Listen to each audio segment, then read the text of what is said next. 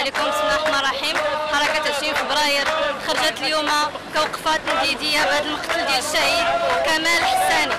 حنايا في ظل كيف ما تنعرفوا في ظل الدستور الجديد واللي سماهما دستور العهد الجديد، حنايا تلقاو دابا المناضلين ديال حركة 20 فبراير تيتعرضوا لاعتقالات واستنطاقات غير قانونية، والفظيع والابشع من ذلك انه تيقتل المناضلين ديالنا.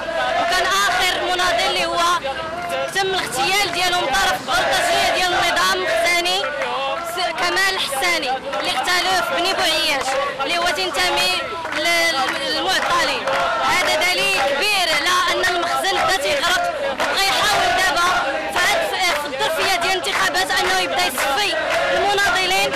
حنايا غادي نقولوا لهذا المخزن هذا كرساله موجهه نوجه عليه كحركه 20 فبراير اننا صامدين وغادي نبقاو الى غايه تحقيق المطالب ديالنا، ولا بغى يقتلنا غير يقتلنا كاملين، وحنا ما غاديش نخونوا الدم ديال كمال حساني وجميع الشهداء. وللاشاره هذا راه تاسع شهيد ديال حركه 20 فبراير، من بعد كمال العماري، من بعد الشهداء الحسيمه، من بعد فدوى العروي، من بعد كريم الشايب. يعني هذا تاسع شهداء ديال الحركه. هذا المخزن غيبقى يقتل، وحنا مستعدين اننا نموتوا فداء لهذا الوطن هذا وحتى تحقيق جميع المطالب ديال حركه 20 فبراير.